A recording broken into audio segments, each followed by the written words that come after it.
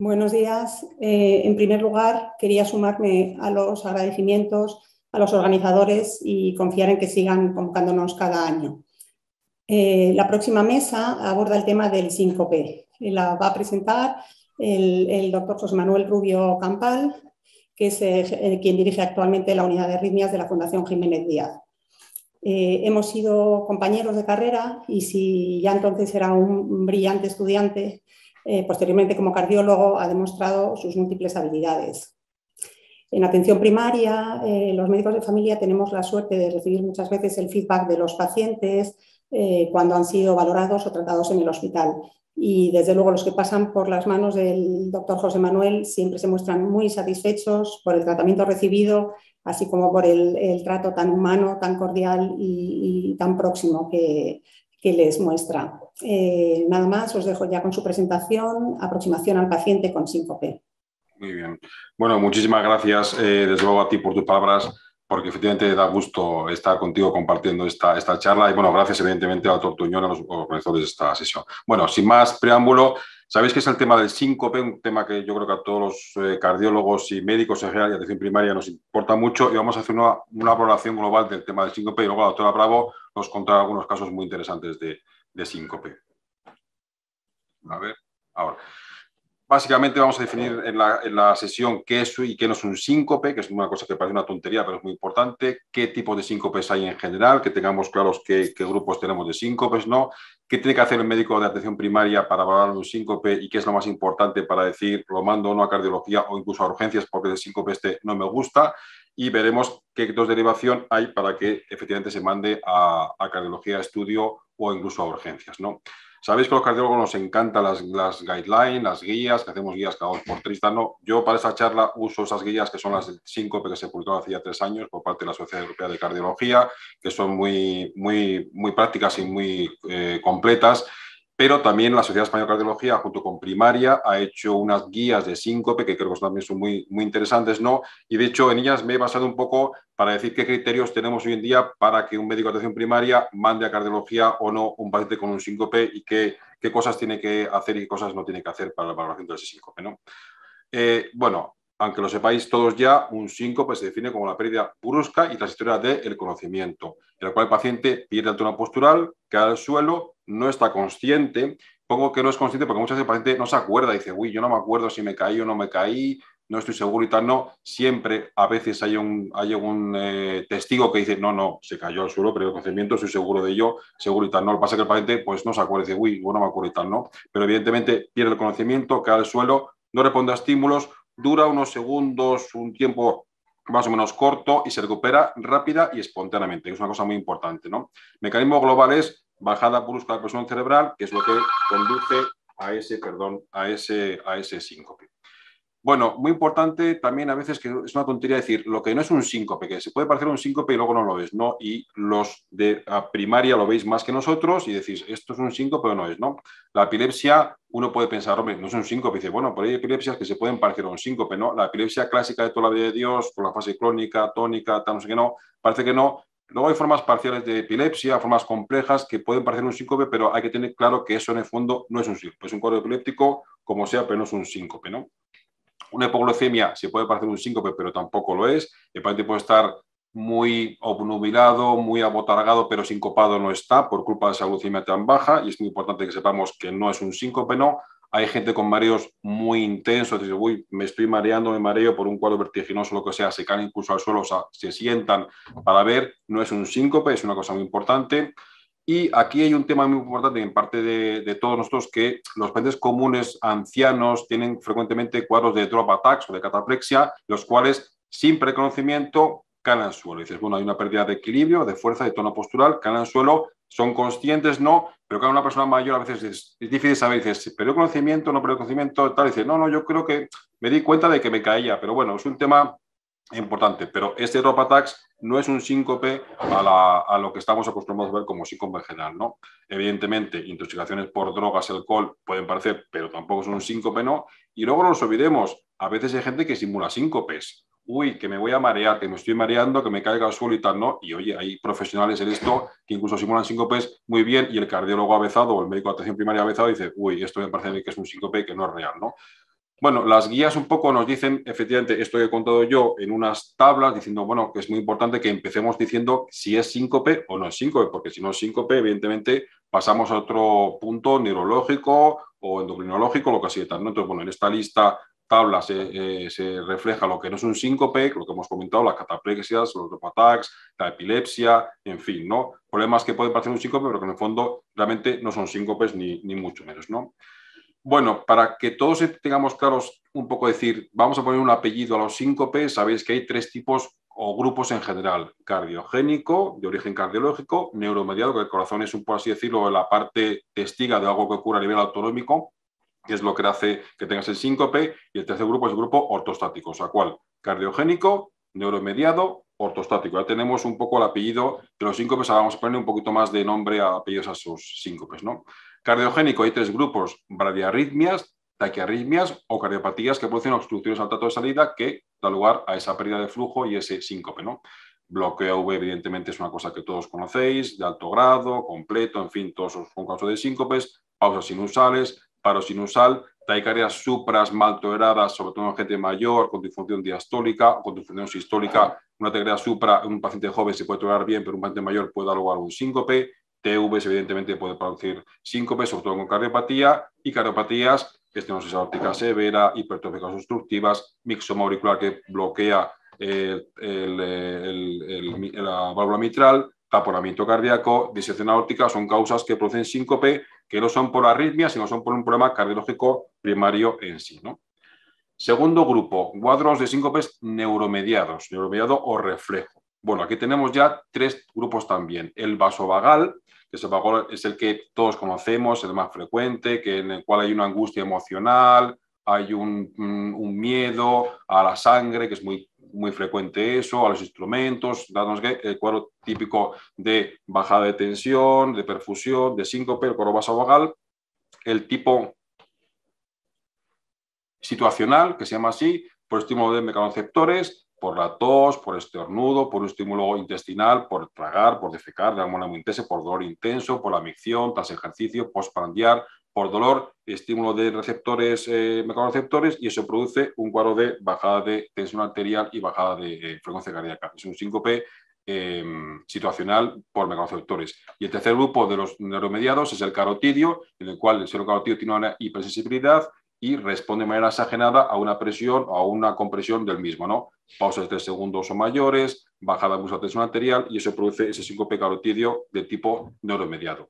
Y el tercer grupo son los grupos ortostáticos, que son frecuentemente vistos en la atención primaria y en cardiología y medicina en general, ¿no? Y los cuales, teóricamente, ese fenómeno de, bueno, compensación de tensión arterial o de vasoconstricción que te lleva a ver cuando uno se pone de pie bruscamente, está en la cama o está sentado, no ocurre. Esas arteriolas no se vasoconstrigen adecuadamente, es deficiente, hay una mala distribución vascular y eso produce una baja tensión torácica y cerebral, y eso produce el síncope, ¿no? Hay causas raras como el Seidrager, pero es frecuente en gente con neuropatía diabética que aparecen estos síncopes, ¿no? Y lo más frecuente es el típico síncope ortostático por hipovolemia o por uso, y es muy frecuente en gente mayor, de vasodilatadores, sobre todo en verano, que toman medicación para la tensión arterial, que en invierno están bien, llega el julio y agosto y por culpa de ese vasodilatador que le baja mucho la tensión arterial, tiene un síncope ortostático. Y muy importante, el ortostatismo no siempre uno puede pensar que es tan precoz. Dices, nada más levantarme y me mareo. Dices, no, mucha gente mayor tiene cuadros ortostáticos más tardío. Hay dos tipos, la precoz y la tardía. La precoz es la que aparece los 3 minutos o antes de ponerse de pie o de levantarse, pero hay algunos tardíos en los cuales el fenómeno es como más tardío. De hecho, es muy frecuente que una persona mayor te diga, no, me levanté de la cama, fui al cuarto de baño y cuando iba por el pasillo o cuando salgo del cuarto de baño, ¡pum!, me caí, ¿no? Es un cuadro ortostático, pero que es más tardío que el precoz, que uno puede pensar que es nada más levantarse, te vasodilatas y dices, no, a veces hay fenómenos más tardíos que producen el síncope al cabo de unos segundos o minutos de haberse levantado el paciente, pues, por la noche, generalmente, ¿no? Es un problema pues, muy frecuente en gente mayor, ¿no? Bueno, yo creo también un poco por poner todo en contexto, sabéis que el síncope es muy frecuente, o sea, los atención primaria, los cardiólogos, cualquier médico, cualquier persona conoce a alguien que tiene síncopes. De hecho, se estima que un 20% de la población global ha tenido al menos un síncope en su vida. Muchos son benignos, pero pues ahí está, ¿no? Es una incidencia global de 6 por cada 1000 por cada año, y hay como dos grupos de edad que ahora veremos más frecuente. Es más frecuente o en gente más joven, por debajo de 30 años, o en gente más mayor, por encima de 65 o 70 años. Tenemos ahí como dos picos de incidencia de síncopes, ¿no? Pero es muy frecuente. Muchas consultas de urgencia son por síncopes, muchos incluso hospitales son por síncopes y muchas consultas de atención primaria también son por síncopes, con lo cual es un tema que a todos nos compete, ¿no? Como dije antes, hay dos grupos de edad, uno más joven, por así decirlo, gente de 20, 25 años, 30 años, que es mucho más frecuente del tipo neuromediado, del benigno, sin más cardiopatía asociada y con un pronóstico muy bueno, y luego el pico de 65 años, que son ya más de origen cardiogénico, neuromediados, ortostáticos, más una mixta, tal no, pero que son los síncopes más preocupantes porque hay gente mayor que se cae, tiene un síncope, te obliga un poco a estudiar por qué tiene síncope esa persona en esa edad avanzada, ¿no? Que eso puede producir para él o para ella pues temas muy importantes, ¿no? Bueno, problema que muchas veces son recurrentes los síncopes, que muchas veces se asocian con lesiones importantes, te caes al suelo y te rompes una cadera o una fractura nasal, orbitaria, ¿no? Que es frecuente. De hecho, en cardiología a veces vemos traumatismos graves, pero muy graves, por un síncope, que a lo mejor es un síncope vasovagal sin más, pero se ha caído en el cuarto de baño y eso produce un traumatismo grave para ese paciente, ¿no? Con lo cual, pues es un tema también para todos muy, muy importante, ¿no? Bueno, cuando yo a veces doy esta charla siempre me acuerdo de esta película que mucha gente joven ya ni la conoce evidentemente, pero hay una película que se llama El bueno, el feo y el malo. Pues yo los síncopes a veces los asocio a esto mismo, es decir, hay síncopes buenos, hay síncopes feos y hay síncopes malos. Dices, ninguno es bueno del todo, pero bueno, los hay mejores y peores, ¿no? Cuando uno ve esta imagen dices, hombre, no sé lo que es, pero me parece un síncope vasovagal. El bueno, dices, alguien que es joven, que por un disgusto, una emoción o lo que sea, a priori conocimiento, tarda unos segundos, se recupera y dices, hombre, a priori me parece un síncope bueno de buen pronóstico, ¿no? Hay síncopes feos, como decía antes, un paciente mayor, que a lo mejor simplemente es que esa noche ha tomado más medicación vasodilatadora o está con poco bulimia, va al cuarto de baño, dice, es un síncope que es benigno en su naturaleza, pero se ha caído al suelo, se ha roto la mandíbula con el cuarto de baño y dice, es un síncope muy feo, ese paciente, ese síncope será benigno, desde luego, pero que es un síncope muy, muy feo, ¿no? Y luego hay síncopes malos. Un síncope que tú lo ves en un paciente que está haciendo ejercicio, en un jugador de fútbol y tal, no, a todos nos las alarmas lo encienden y dices, uy, ese síncope, desde luego, bueno no es, feo, desde luego es, y malo es, seguro, ¿no? Con lo cual un poco uno clasifica y dice, mira, los hay buenos, los hay feos, los hay muy malos, ¿no? Pues ahora veremos cómo identificar cada uno de ellos, es decir, cómo yo soy capaz de decir qué es bueno, qué es feo y qué es malo, y cómo sé yo cuándo derivar un paciente a atención primaria, a urgencias, a cardiología para que lo estudien, porque si es malo, evidentemente a urgencias directamente, y si es bueno, quizás yo a atención primaria lo puedo manejar adecuadamente y no hace falta que lo mande al cardiólogo porque no tiene criterios de riesgo y en principio ese síncope es de buen pronóstico en general, ¿no? Como siempre en medicina, historia clínica, como siempre un ECG, como siempre una exploración física adecuada y bueno, ponía aquí como cuarta parte si se puede plantear en una atención primaria hacer un masaje senocarotidio, que me parece más complicado porque hay que hacer un entorno que sea adecuado para el paciente, ¿no? Pero se puede plantear también, si tú sospechas cuadros carotidios, hacerlo allí en la consulta de atención primaria o en un entorno, en un centro de salud, ¿no?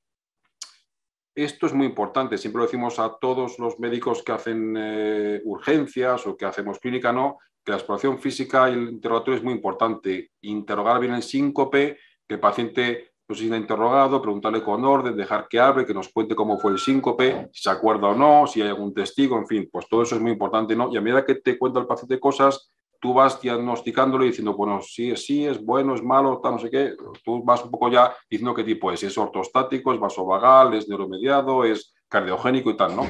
Bueno, preguntarle cosas al paciente desde cuándo los tiene, es el primero, es repetido, cuántos ha tenido, cada cuántos son, dónde han sido, cómo han sido, sentado, tumbado, ejercicio, precipitantes, factores que pueden ser, pues mira, no, yo me dio un dolor muy intenso porque me da un dolor muy intenso en la cadera y me caí al suelo, o la tos, ¿no? Se acompaña de algo previo, tiene sudor, palpitaciones, dolor torácico, si tiene traumatismo asociado, si ha sido traumatismo leve, grave, dónde y cuál, en fin. Un interrogatorio un poco que uno se vaya un poco preguntando cosas y respondiendo cosas y eso te ayuda un poco a decir qué puede ser el síncope o no, ¿no? Cuánto tiempo ha durado, cómo fueron después los síntomas después del síncope, si hay testigos del síncope, si estaba pálido, si estaba o no, si convulsionó, en fin, yo qué sé, un poco, todo es muy importante, ¿no? Importante interrogar al paciente y muchas veces tenemos gente mayor que no se acuerda y hay que interrogar a familiares, cuidadores o acompañantes que te digan un poco, dices, pues mira, si le vi, se cayó al suelo, estaba muy pálido, en fin, yo qué sé, un poco, para que te hagan un poco una idea de todo en general, ¿no? Segunda parte, en consulta de atención primaria, un ECG siempre, aunque nos parezca vasovagal, fijaros, aunque parece que es benigno, dices, hombre, un ECG creo que es obligado a hacer siempre. A veces vemos cosas como esta. Yo creo que todos sabéis que es subrogada y dices, hombre, te cuento un paciente joven, pues mi hijo, mira, ha tenido 2 síncopes. Yo le he visto en casa, pum, caer y tal, no, síncopes, no. Haces este ECG y ves este patrón y dices, hombre, pues esto será joven, pero desde luego benigno no es ni mucho menos, ¿no? O al revés, paciente mayor que viene con su hija a lo mejor, tiene 90 años, 80 y pico años, y dices, pues mira, yo en casa 3 veces ha caído en la cocina, el otro día en el cuarto de baño y tal, no, haces un ECG, bloqueo de rama derecha, eje izquierdo, un perro un poquito largo, y dices, hombre, pues esto me suena a mí a que vasovagal, seguramente no ser, a lo mejor lo es, pero te enciende la alarma y decir, esto ya pinta que seguramente es un síncope que no es ni mucho menos benigno, sino que es un síncope cardiogénico de origen por una arritmia, ¿no? Y bueno, como siempre, al paciente verle, auscultarle, cardíaca o carotidia, en fin, todo para que veamos un poco aspecto del paciente, higiene, fragilidad, que es muy importante, casi te haces una idea un poco también global del paciente, ¿no? Aunque hagamos todo esto, desafortunadamente no siempre decimos, es esto, y dices, bueno, yo creo que es esto, pero muchas veces hasta que no haces una ecografía o no haces un Holter o haces alguna otra prueba más compleja, dices, no sabes lo que es, ¿no? Con lo cual, aun con todo esto bien hecho, dices, no siempre somos capaces de ver qué es la causa del síncope, ¿no? Pero bueno, hay que hacerlo, eso es fundamental. Buena exploración física, buena estudio clínica, un ECG es una cosa importante para hacer, ¿no? Porque al final lo más importante de toda la vida es decir, a ver, si yo a lo mejor me puedo pasar por alto algún síncope vasovagal, pero lo que no puedo pasar por alto es el síncope el malo. Ese síncope malo, ese no puede ser que yo me lo pueda dejar pasar a consulta, que crea que es vasovagal y dices, no, ese es el que tenemos que intentar decir si es o no de verdad y si no sabemos lo que es, se manda a cardiología para estudio, incluso a veces a nosotros nos cuesta saber si es de un tipo u otro, pero bueno, por lo menos que eso no se nos escape, ¿no? Y siempre basarse en clínica y en ECG para saber si es de origen cardiogénico o no. Si de verdad es un origen cardiogénico, que puede recurrir, repetir, eso sí que se llama pronóstico, ¿no? Bueno, no es fácil, evidentemente, eso la acción primaria, los cardiólogos sabemos, dices que por mucha experiencia que tenga uno, dices a veces, dices, no sabes si esto es así, es por esto, será en los mediados, será vasovagal, no lo sé, ¿no? Pero bueno, hay algunas reglas que te permiten decir cuál puede ser el origen del síncope, pero no.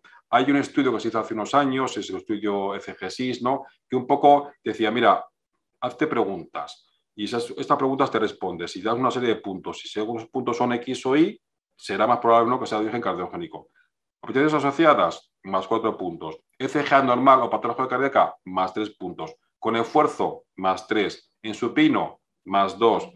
Con problemas autonómicos, no sé qué, menos 1. Precipitantes, menos 1. O sea, con lo cual hay factores muy predictores y menos predictores. Y bueno, pues tú sumas puntos y dices, mira, si el score es por debajo de 2, muy poco probable que sea cardiogénico. Si es por encima de 4, muy probablemente se origen cardiogénico. Palpitaciones, con esfuerzo, ECG normal, todo eso. Y dices, hombre, pues mira, no sé lo que será, pero yo parece de origen cardiogénico, con lo cual lo mando a cardiología para que se estudie un poquito mejor ese paciente, ¿no? Hay más guías, yo que sé, hay las guías americanas también dicen que pues, pacientes con más edad, varones, patología isquémica cardíaca, con palpitaciones, con ejercicio, en fin, ¿no? Pues son las cosas que te indican un poco, seguramente ese origen de síncope es un síncope cardiogénico y no es un síncope vasovagal benigno, ni mucho menos, ¿no? Y evidentemente un ECG anormal siempre te va a dirigir más hacia un origen cardiogénico, bloqueos de rama, bivasculares, bloqueo de tipo Mobiz o Benkeback, ¿no? También, ¿no? Patología cardíaca, hipertróficas, dilatadas, displasias, canelopatías, VPV, en fin, todo lo que sea un ECG normal, ya la alarma está encendida que sea de origen cardiogénico, que a lo mejor luego no lo es, pero ya dices, bueno, esto por si acaso lo es, lo mando a cardiología y ya nosotros haremos el estudio para ver si de verdad es el síncope el origen de ese problema que tiene ese bloqueo de rama o no, en fin, ya haremos luego ya más cosas, ¿no? Pero mandar es muy importante. Las guías, y ya con esto voy a acabar ya, este documento de la sección de cardiología con primaria, son muy prácticas. Dice, mira, pues lo que hemos dicho, primero, ¿es síncope sí o no? Dices, porque si no es un síncope, será otra cosa. Una epilepsia, una hipoglucemia, un tropoataque, lo que sea. Si es síncope sí o no, primero clasificarlo, o decir si es síncope o no. Segundo, lo que hemos dicho, hay 3 tipos, cardiogénico, neuromediado o prostático. Clasificarlo según tu interrogatorio y dice, pues me parece que más esto, lo que tal no. Y en tercer lugar, si ya sabes más o menos lo que es, lo derivas. Lo derivas incluso a urgencias. Y dices, si te viene un paciente joven con síncopes recurrentes y un electropatológico, y dices, no lo mando a cardiología, que lo van a ver dentro de, yo qué sé, ¿no? Lo mando a urgencias porque es un caso muy importante, ¿no? O si no es algo urgente, lo mando a cardiología para que le estudien a ese paciente un poquito mejor, ¿no? Bueno, la Sociedad Española de Cardiología, junto con Primaria, ha establecer una serie de criterios para mandarlo al paciente a urgencias, si tiene fracaso cardíaco, dolor torácico en ese momento de la consulta, disnea, palpitaciones, el paciente está inestable hemodinámicamente, está muy taquicárdico o taquicárdico también, ¿no? Un bloqueo, tú dices, mira, no está mal, pero yo veo un bloqueo de segundo grado, o veo un MOBIZ, o veo un bloqueo completo, evidentemente, pues evidentemente eso no es para mandarlo a consulta, sino que es para mandarlo a urgencias. Evidentemente, una TV tampoco te vas a llamas al SAMUR directamente, ¿no? Un síncope reciente con cuadros de problemas hemodinámicos, pues todo eso dices, no es a consulta, eso es a urgencias directamente porque es un síncope que me parece muy importante para el paciente, ¿no? Y si no es algo muy urgente, ha sido el esfuerzo hace unos días o, bueno, tiene otros síntomas, tal, no. Depende del tipo de síncope que tú veas que no puede ser urgente o no, ya le mandas a cardiología a estudio para que se estudie un poquito mejor si es de origen cardiogénico o no. En fin, ¿no? Tú haces un ECG, hay un bloqueo de la rama derecha, un síncope hace un mes, y dices, bueno, pues nada, no te vaya a urgencias, yo le mando a consulta y ya está, ¿no? Bueno, dice, mira, una muerte súbita familiar, cardiopatía conocida, en fin, un soplo, en fin, son cosas que te lo hacen derivar a la cardiología, no es urgente, pero que evidentemente te enciende la alarma, dice, esto es de origen cardiogénico seguramente, con lo cual lo manda a cardiología, que se estudie un poquito sejor y que me digan si de verdad el síncope de este paciente es o no de origen cardiológico, ¿no? Para acabar un poco, el mensaje fundamental es que a veces no es fácil decir que es un síncope, que a veces no es tan fácil, ¿no? Pero decir si es o no es un síncope, saber qué tipos hay, decir, mira, cardiogénico, neuromediado, ortostático. Yo intento más o menos luego ya poner apellido, si es neuromediado, si es ortostático, tal, no sé qué no. Hacer una buena historia clínica es muy importante, que venga a consulta ya bien hecha historia clínica para que te des un poco de orientación de tú qué hacer con eso. Y si evidentemente sospecháis de origen cardiogénico por un ECG normal o por otros clínicos severos, evidentemente lo mando a cardiología o a veces, como he dicho antes, para que se estudie un poco mejor el paciente y ya hagamos lo que sea para que ese paciente veamos qué tipo de síncope tiene y hagamos lo que sea con él, ¿no? Y ya está, yo con esto acabo. Muchas gracias por la invitación y muchas gracias por todo.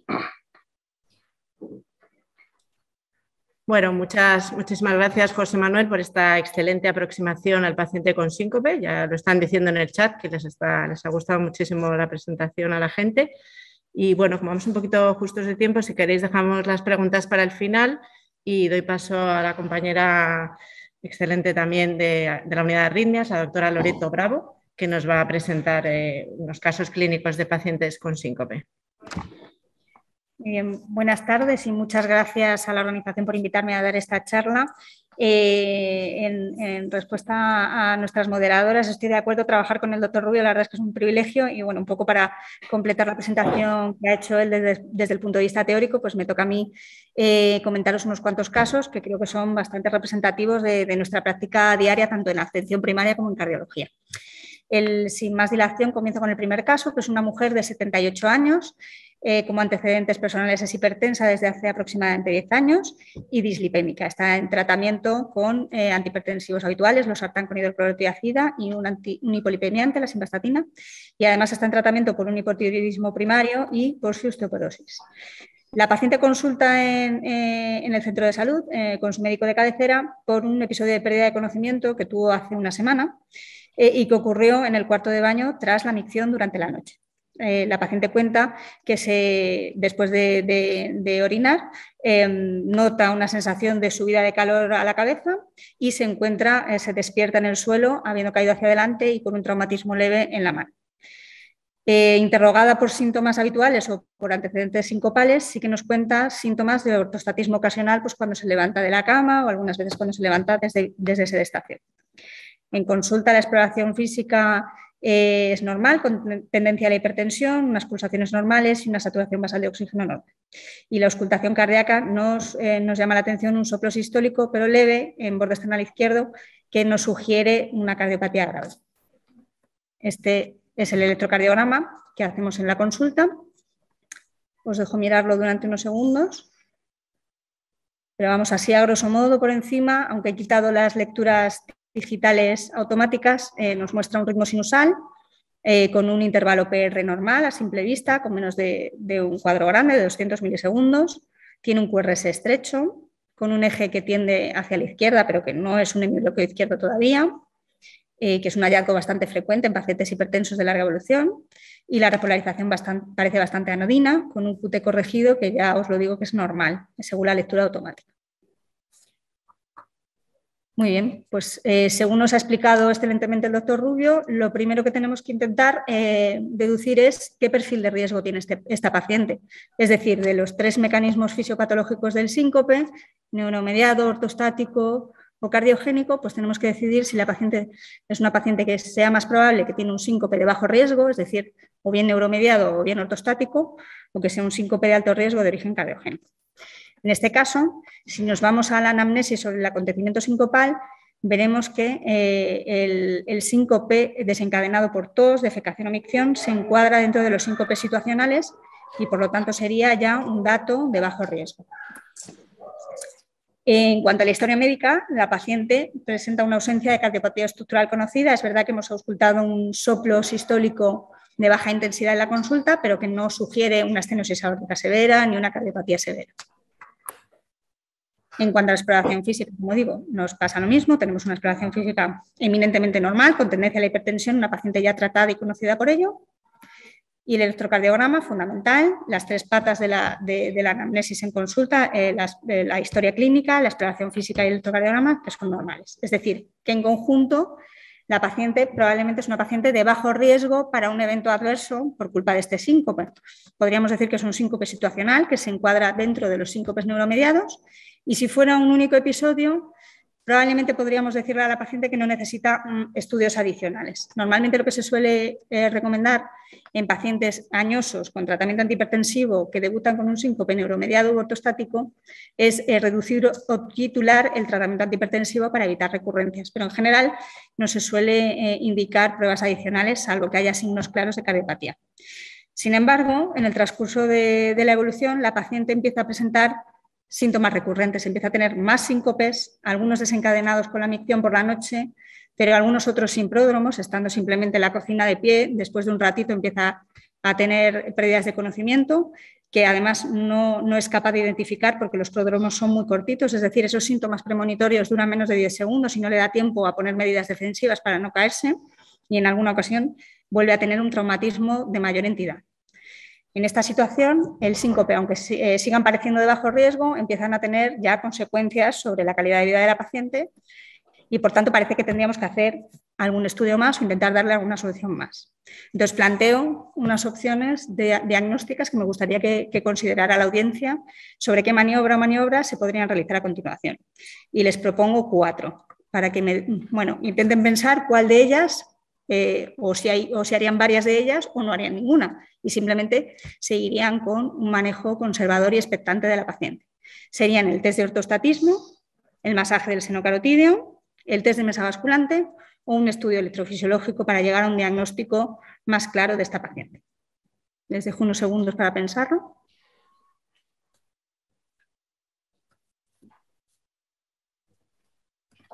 Y bueno, mis opciones, que pueden discutirse, pero mis opciones y creo que están en consonancia con las últimas guías de práctica clínica de la Sociedad Europea y Sociedad Española de Cardiología. Mis recomendaciones serían hacer, por este orden además, un test de ortostatismo, un masaje del seno carotídeo y un test de mesa basculante.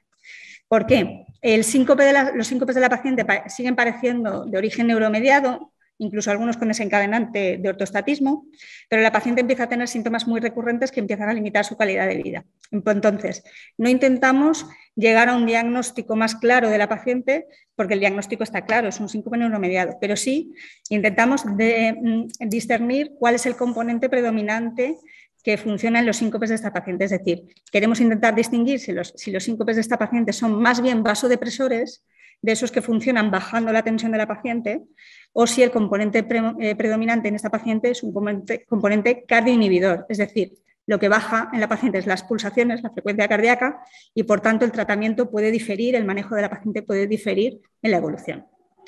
En este caso se hicieron las 3 pruebas, en una misma prueba que hacemos en el hospital, que es el test de mesa basculante, hacemos una prueba de ortostatismo inicial, hacemos el masaje de seno carotídeo y continuamos con el resto del test de mesa basculante, en el que tratamos de estresar un poco el sistema autonómico de la paciente para ver qué respuesta es la que se produce en su organismo. El resultado, como ven en la pantalla, fue este. Les dejo unos segunditos para mirarlo. La paciente está en ritmo sinusal, con un PR normal, con tendencia a la bradicardia en el inicio de la tira, Y si ven, hacia la mitad del registro se ve una P bloqueada y aquí otras P's bloqueadas, destacando que las P's están muy lentas. Es decir, la paciente está teniendo una descarga vagal por la cual se afectan simultáneamente el nodo sinusal y el nodo auriculoventricular y la paciente desarrolla un síncope igual a los que tiene ella en su domicilio. Es decir, ha desarrollado un test de mesa basculante positivo con predominancia del componente cardioinhibidor. ¿Vale? En este caso, para esta paciente con esta respuesta al test de mesa basculante, ¿qué tratamiento propondríamos? Y les pongo ahí 4 posibilidades de tratamiento para que piensen ustedes cuál sería el más indicado. Propongo el entrenamiento con basculación, el implante de marcapasos, medidas físicas de contrapresión o fludrocortisona. Y en este caso parece claro que el tratamiento de esta paciente es directamente un implante de marcapasos. Las otras 3 opciones que he propuesto en el enunciado, el entrenamiento de basculación, las medidas físicas de contrapresión y la fludrocortisona, son tratamientos más indicados en el caso de o bien pacientes más jóvenes o siempre con componente vasodepresor predominante. Estas medidas no funcionarían cuando el componente fisiopatológico que predomina es el cardioinhibidor, es decir, el de la bradicardia o el de la sistolia.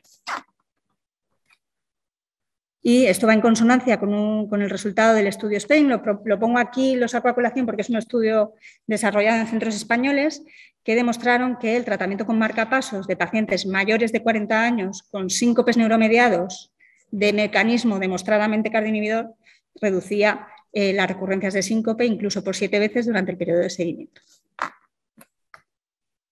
Muy bien, pasamos al caso 2. En este caso sería un varón de 82 años, fumador, obeso, hipertenso, dislipémico, es decir, la media de nuestros pacientes en la consulta de cardiología, que está en tratamiento con nebivolol y atorvastatina para sus condiciones de base, pero con un cumplimiento conocidamente errático, que también es algo bastante habitual en nuestras consultas. El paciente directamente visita urgencias por una pérdida de conocimiento que se ha producido mientras caminaba. El paciente, al perder el conocimiento, ha caído hacia atrás y ha sufrido un traumatismo craneoencefálico, siendo atendido por viandantes. Él iba solo y le han atendido los viandantes cuando se encontraba ya en el suelo. A la interrogación el paciente niega pródromos, o al menos no los recuerda, y parece que no ha tenido periodo poscrítico. La exploración física en urgencias muestra una tendencia a la hipertensión arterial, unas pulsaciones normales en reposo, una saturación basal de oxígeno normal y una auscultación cardiopulmonar pues, compatible con su obesidad y probablemente un EPOC no diagnosticado. Este es el electrocardiograma que se hace a la llegada a urgencias. Les dejo que lo examinen un poquito. Como ven, se trata de un ritmo sinusal con un intervalo PR así a simple vista limítrofe, está en el entorno de los 200 milisegundos, que para un paciente añoso somos un poquito más permisivos y consideramos el bloqueo AV de primer grado por encima de los 220 milisegundos, que son 6 cuadritos pequeñitos en el electrocardiograma. Y tiene además lo que parece un bloqueo bifascicular, un bloqueo de rama derecha y una desviación del eje hacia la derecha, que es un hemibloqueo posterior. Muy bien.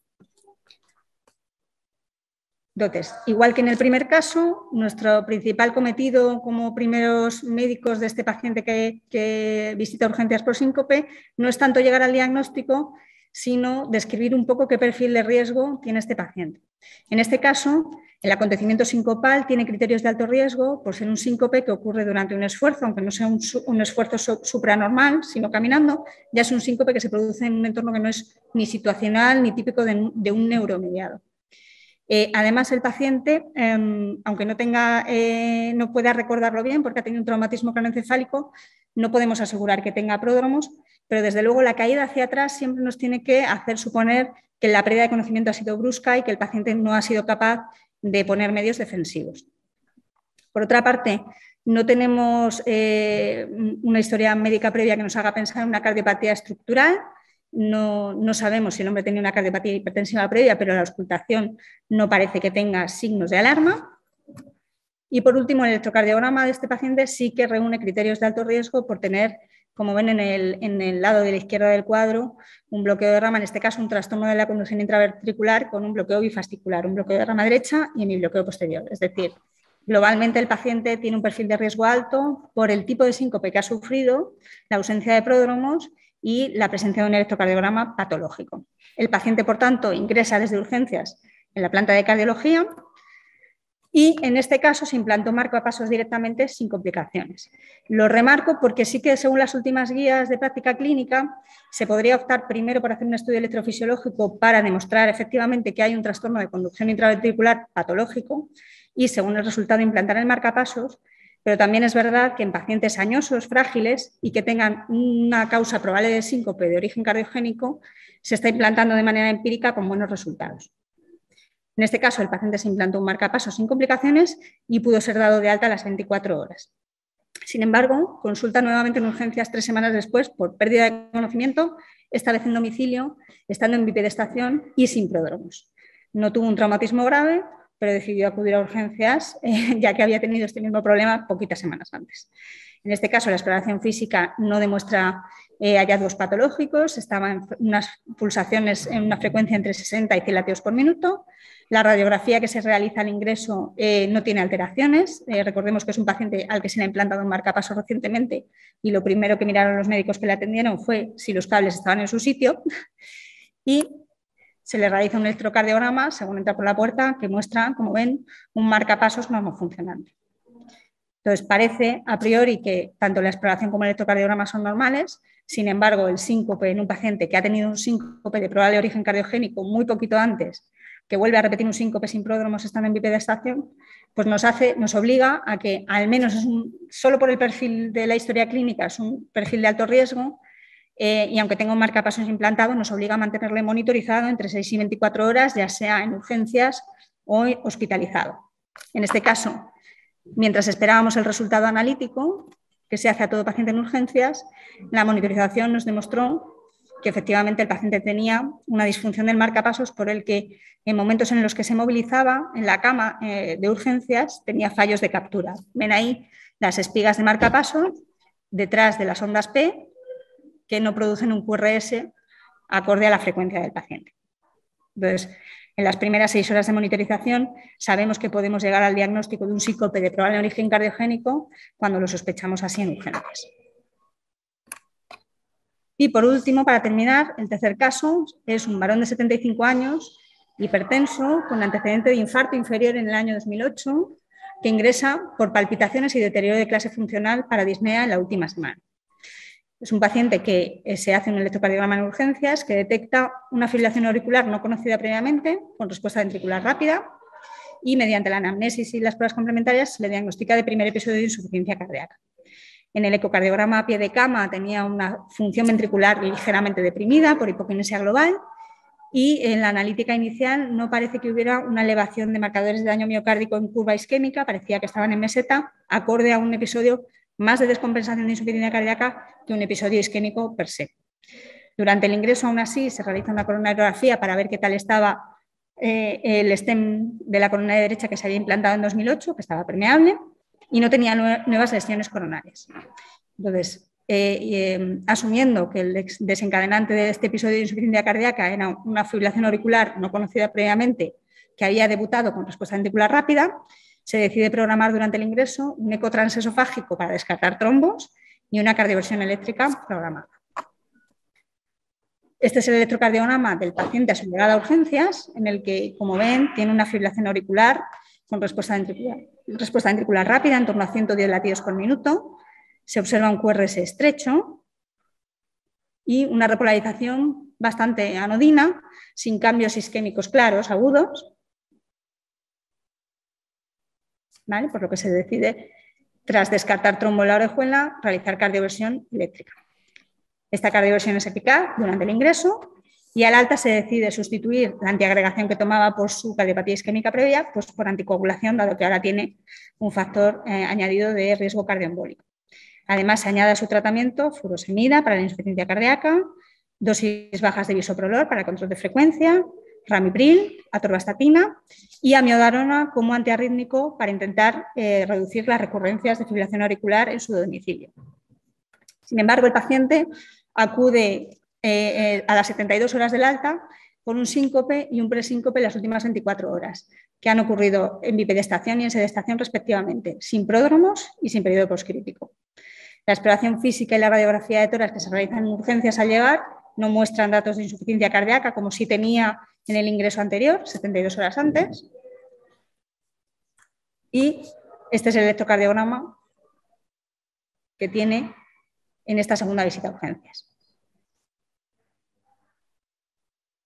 Pero sí que me gustaría que se fijaran bien en este electrocardiograma porque pasa más veces desapercibido de lo que creemos. Es un paciente que está en ritmo sinusal, tiene un intervalo PR ligeramente prolongado, tiene el QRS igual que tenía en el ingreso previo, pero tiene cambios claros en la repolarización, unas test negativas que no tenía en el electrocardiograma previo en FA, y sobre todo lo que quiero que vean es este intervalo QT muy prolongado. El intervalo QT corregido por encima de 500 milisegundos es un factor de riesgo muy importante para tener eventos adversos por el desarrollo de taquicardias ventriculares polimórficas. Entonces, el paciente quedó ingresado a cargo de cardiología y se monitorizó desde el inicio.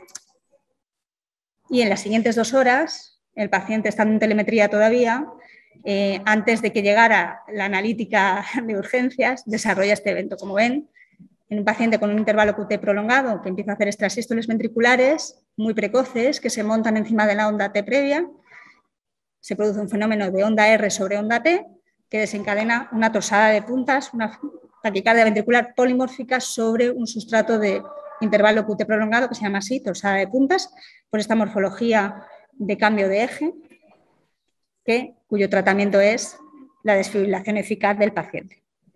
Entonces, el paciente probablemente haya tenido algún episodio de torsada autolimitada en casa, por lo cual las pérdidas de conocimiento habían sido transitorias, pero en el hospital precisó desfibrilación inmediata. Después de esto llegó la analítica que se había solicitado al ingreso al paciente y vemos que el paciente tiene una marcada hipopotasemia que, como sabemos, es un prolongador del intervalo QT per se. Entonces, el tratamiento de este paciente consiste en la reposición hidroelectrolítica enérgica, en sulfato de magnesio, porque sabemos que el magnesio es un catión estabilizador de membrana para evitar recurrencias arrítmicas, y se suspendió la amiodarona, que sabemos que es un fármaco que puede prolongar significativamente el intervalo QT. Muy bien. Y pongo esta última diapositiva para terminar y resumir un poco las 2 charlas, la del doctor Rubio y la mía, en las que quiero que vean los 3 mecanismos fisiopatológicos del síncope, el síncope reflejo en la parte superior de la diapositiva, el ortostático en la inferior y el síncope cardiogénico a la derecha. Y como ven, con la tríada de la historia clínica, la exploración física y el electrocardiograma podemos llegar en un alto porcentaje de casos al diagnóstico en la misma visita a nuestra consulta o urgencias, pero lo más importante es que en la mayoría de los casos podemos descartar razonablemente un síncope maligno o un síncope cardiogénico, que al final es lo que más nos interesa cuando tenemos al paciente delante y tenemos que decidir si es un paciente que tenemos que derivar al especialista o urgencias, o podemos seguirle de manera ambulatoria o incluso darle de alta directamente si sabemos que es un síncope benigno no asociado a cardiopatía. Bueno, pues con esta diapositiva termino y vuelvo a darle las gracias a la organización y a los oyentes.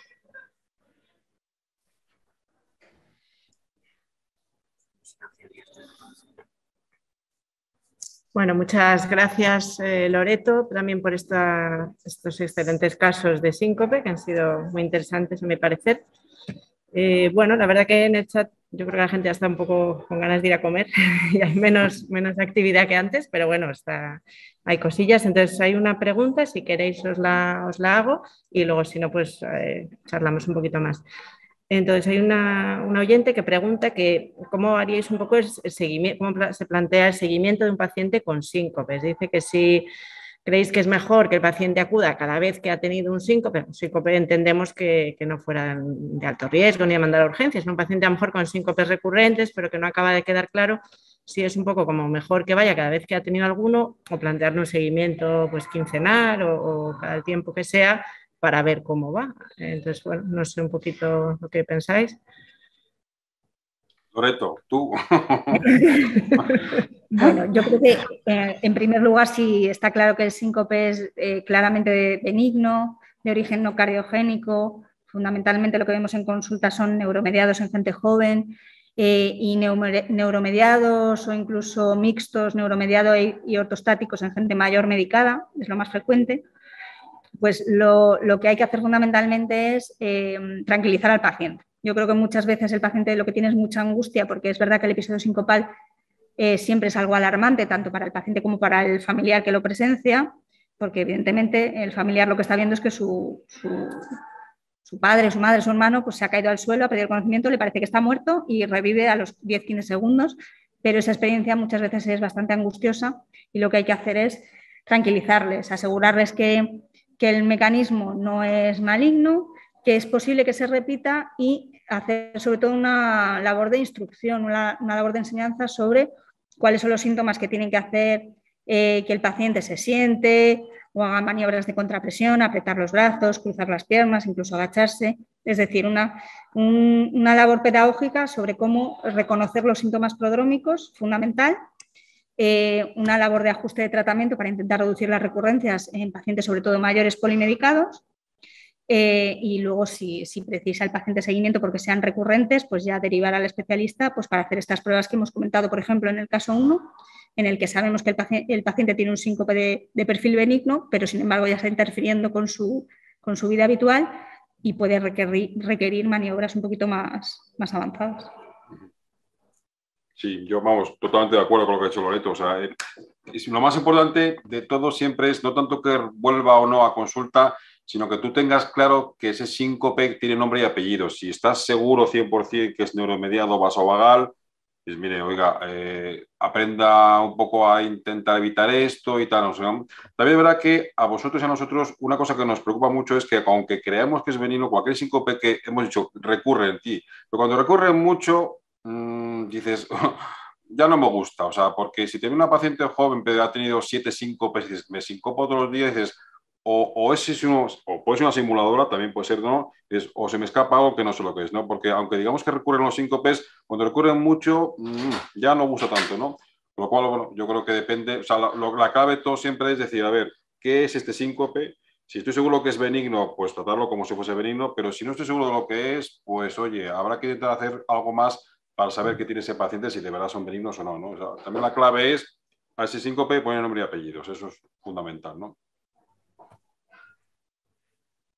Muy bien. Ya, Luisa, no sé si quieres añadir alguna pregunta. Si no... Con la relajación de esfínteres han preguntado también que si había que hacer alguna prueba especial si se acompaña de relajación de esfínteres.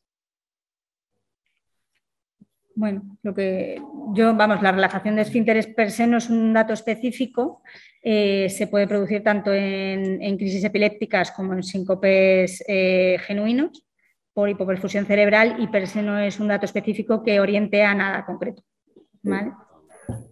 Incluso en síncopes vasovagales prolongados, muy prolongados, se puede producir incluso movimientos parecidos a los movimientos clónicos, o sea que eso tampoco nos aclararía mucho, ¿vale? Yo, vamos, creo que esta mesa ha sido muy interesante, porque la verdad que es una patología muy, muy frecuente y, bueno, pues como hemos comentado el doctor Rubio y la doctora Bravo, pues lo interesante es que la gravedad puede ser desde completamente benigno hasta mortal, ¿no? Entonces ahí es muy importante, como hemos comentado, el estratificar el riesgo y saber cuándo derivar, dónde derivar. Entonces yo bueno, tengo una preguntilla un poco porque creo que puede ser interesante para los compañeros de primaria, que es un poco qué tiempo estimáis así, un poco está claro que depende del síncope, ¿no? Pero cuando viene un paciente que ha tenido un síncope hace 6 meses, aunque os parezca muy brusco, muy típico, pues qué tiempo estimáis que hace que sea ya de bajo riesgo o eso haga disminuir el riesgo, digamos, si ven no sé, que es difícil a veces, ¿no? Decir, bueno, pero lo derivo o espero un poco o al menos le hago un electro si de verdad era muy brusco, pero claro, si ya tiene un bloqueo hace 6 meses, pues tampoco es previsible que a lo mejor haya sido, o sea, haya ido tan bien y haya estado 6 meses bien. No sé un poquito si me he explicado. Sí. Hombre, yo creo que lo que habéis dicho de hacer la historia clínica, hacer un electro, aunque te cuenten qué ha pasado, muchas veces no son 6 meses, a lo mejor te lo cuentan habiendo pasado 15 días y eso te da cierta tranquilidad, ¿no? De pensar, bueno, pues en estos 15 días no se ha repetido, el paciente está bien, pero yo creo que un episodio de síncope mínimo se gana eso, un electrocardiograma, una buena anamnesis para intentar evaluar el riesgo, que probablemente sea de los más frecuentes que son los benignos, pero bueno, yo creo que eso el paciente se queda más tranquilo, si no va a volver a consultarte probablemente por ese mismo episodio. Así sí, que... yo creo que sí, eso sí, el síncope podemos decir ha sido menos 6 meses, a lo mejor hace más de un mes y el electro es normal, la anamnesis, bueno, pues no es tampoco tan clara de cardiogénico, pues bueno, a lo mejor ahí plantearse, ¿no? Si es necesario hacer unas pruebas o esperar a ver si vuelve a tener otro. Sí, pues Sí, muy yo creo interesante. que Muy interesante la ponencia, todos los en el chat hay felicitaciones por la claridad de la exposición y por lo práctico que ha sido, así que yo os las transmito también. muy bien. Bueno, pues yo creo que si no hay más dudas, ya es un poco la hora de comer. Os recordaros que ahora hay un pequeño descanso y la siguiente mesa pues es a las 3, que continuaremos con las arritmias. Y bueno, pues eso, de 3 a 4 y media queda la última parte de la jornada y esperamos que tengáis ganas de seguir conectados. Muchas gracias.